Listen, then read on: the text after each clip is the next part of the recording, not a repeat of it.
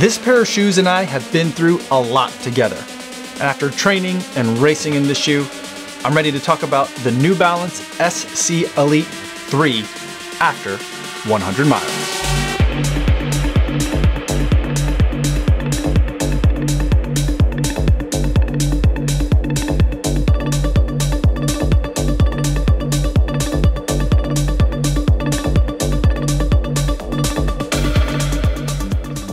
Yo, what's going on everybody? My name is Kofuzi and I'm a non-elite runner who reviews running shoes here on YouTube. And today I'm going to talk to you guys about the New Balance SC Elite version 3 after 100 miles. Now before I give you my thoughts on this shoe and how it's held up over time, I do want to go over some disclosures. This is a pair of shoes that New Balance sent me for the purpose of review. However, they're not paying me to make this video or to use the shoe, and they're not going to get a chance to preview any of my footage or my thoughts before you guys get a chance to see this video on YouTube. So let's talk about how I've been using this shoe over the past 100 miles. I've been using it as a marathon racer. I've raced the New York City Marathon in this shoe, and I've also been using it as a session shoe for my workouts, getting ready for not only the New York Marathon, but also CIM, and then also Tokyo, which I have coming up in about a week or in less than a week by the time this video comes out. And I feel like it's been a really fun shoe to be able to do that kind of work in, because I feel like this is one of the squishiest, most forgiving super shoes that's on the market today. And that's coming from two things, the midsole and the upper. First, let's talk about the midsole. It's got Fuel Cell, which I believe is a supercritical EVA midsole foam,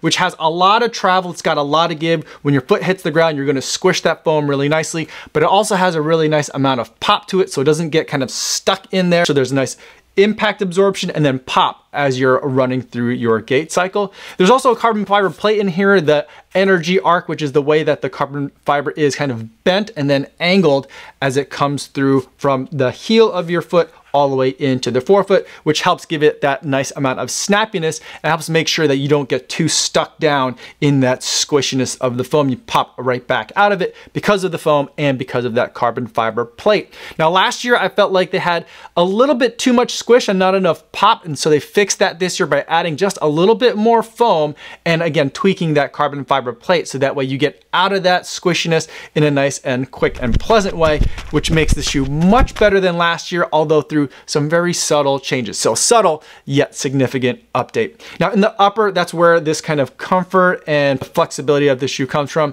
It's got a true knit upper, which I'm a huge fan of knit shoes, whether it's for a daily trainer and for racing. I feel like knit materials are lovely. I love the knit tongue. It's super comfortable, stays out of the way. The toe box is nice and stretchy. And overall, it's just a very comfortable, forgiving fit for those long runs and your marathon races. And one last thing that I'll note in terms of how I've been using the shoe. So I've been using it for races where you're kind of getting out at race pace and trying to hold that for the entire 26.2 or 13.1 or whatever you're racing.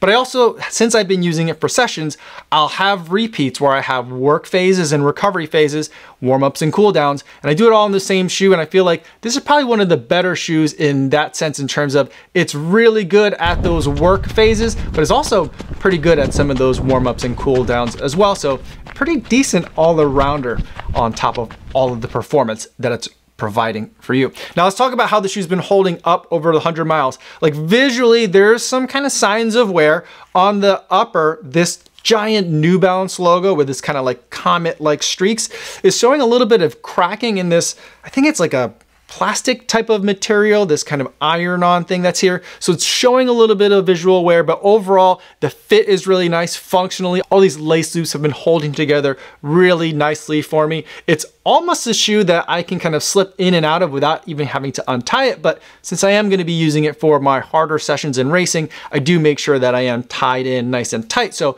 even pulling on these lace loops over the miles, I still haven't had any problems with it. In the back of the heel cup, there's still a decent amount of rigidity back here to help keep the foot locked in, which I think for a knit shoe, you generally need to have a little bit more structure in the heel cup for it to be able to stay on your foot, especially at some of those faster paces. And everything back here is still very comfortable and holding up nice. Just about the only spot of where that has me a little bit concerned on this is right here at the corner, right where the pinky toe sits. There's a toe cap at the front of the shoe, and where the stretchy knit foam has been kind of like traveling over the edge of that hip, that's starting to look a little bit faded in terms of color. So I think I'm losing a couple of fibers of knit here, and over time that could become a failure point, but at this point, it's holding together really well, and I'm not that concerned about it. On the outsole, even though the shoe still feels really fresh to me, and it still has that really great amount of squish and bounce, visually, again, there is a little bit of signs of wear that's going on here. This is a really unique energy arc design where there's a really aggressive slope to the carbon fiber plate, starts out high in the heel and then comes down low underneath the pads of the foot. And they're using this giant channel in the middle to help kind of accentuate the squishiness of this fuel cell foam. And one of the things that they've had to do was put like a little rubber pad down here to kind of protect the carbon fiber plate, because there's just not enough foam to protect the carbon fiber plate from hitting the ground as you're running. And so you can see there's a couple of scratch marks into the carbon fiber plate that's beyond where this rubber pad is. And this area around the rubber pad is also taking quite a beating. It's getting really chewed up in terms of that fuel cell foam that's unprotected by the rubber. The rubber is doing pretty good, but there are still some exposed portions of foam, and where that is, the fuel cell foam is getting eaten up, I'd say moderately bad. So like visually, it doesn't look all that great. And I do have a real problem with this rubber pad. It feels like a really inelegant solution to the problem, or maybe it's the most elegant solution to the problem there is. I'm not sure what else they could do with it, but I always kind of feel that rubber pad in here a little bit, and it's a little bit different than the rest of the sensation you're getting from this fuel cell foam and the regular rubber outsole. It just feels like a little bit denser, and so it kind of is interrupting the otherwise really smooth and soft sensation just a little bit. And so I wish there was a different way to kind of solve this problem, but here it is. And to the extent that it is there, the rubber on this little pad or island on top of the carbon fiber plate is actually holding up really well. So let's get to the summary portion where I talk about some of my key takeaways for this shoe after 100 miles. I think it's best for marathons, long runs, and those marathon training sessions, threshold repeats, long runs with big chunks of marathon effort. That's where this shoe is going to really shine, and you're going to have a really comfortable time doing it as well. Now, in terms of shoes that you can pair it with, you can pretty much stay within the New Balance family. They've got a really solid lineup top to bottom this year. And for the daily trainer that you could pair with the SC Elite, I think that the Rebel version 3 will be a nice 1-2 punch, because you're also getting that fuel cell foam in this shoe. It's a little bit lower of a stack, and there's no carbon fiber plate. But even without a carbon fiber plate, because of the way that this shoe is shaped and the stack height of it, it still is a very snappy shoe. And at times it feels like it's not tall enough to take for your long runs, but I've been able to take their New Balance Rebel 3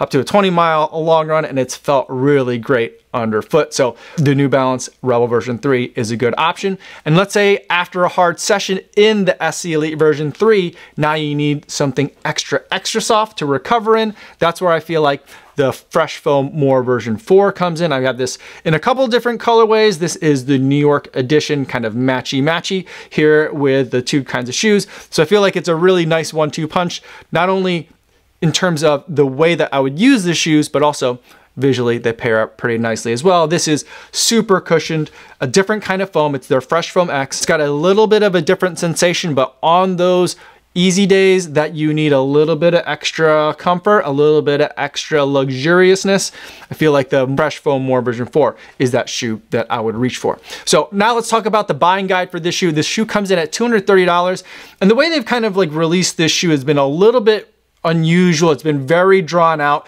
I think now that there's been the New York City Marathon colorway that came out last November, that was a very limited release. And now I think that they're starting to bring out more of the shoe into 2023. So it's kind of like a 2022/2023 shoe. So there's new colors that are out now, and there's a lot more that are going to be coming throughout the year. So I don't anticipate that this shoe is going to go on sale. That $230 is going to be, I think, the price for a while. And I think it's a really good price. I feel like it's a very accurately priced shoe for the performance and what you're getting, and I really like that price point quite a bit. Now, if you're not sure though about that $230, here's a couple of other options that might kind of help you kind of figure out the pricing and whether that's the shoe for you. So one other shoe that I think you should also consider if you're looking at the SC Elite version 3 is going to be the Endorphin Pro 3. This is another shoe that I've raced marathons in and done a lot of marathon sessions. I'm using it very similarly how I would use the SC Elite 3. And I feel like there's a lot of similarities in the feel to this shoe. I feel like This shoe is a little bit more on the top end in terms of speed, but it's also a little bit, just a touch more firm. And so there's a couple of trade-offs, but this is a shoe that I've also really enjoyed that comes in at $225 at full retail.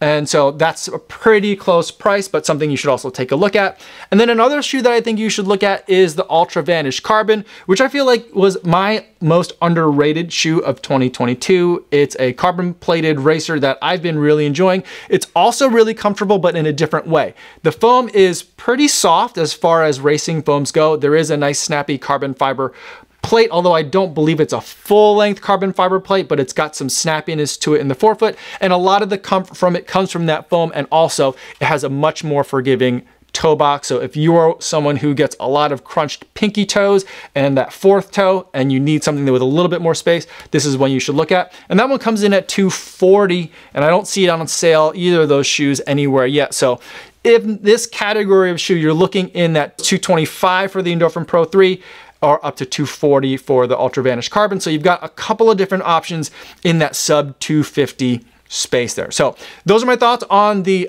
SC Elite version 3 after 100 miles. Let me know in the comments if you have any other questions, or better yet, stop by the live stream that I do Monday through Friday right here on YouTube. I'd love to talk to you guys in the chat. That's all I have for today, everybody. Thanks so much for making it all the way to the end of this video. Hopefully you guys are staying safe out there on your runs, and I will see you in the next one.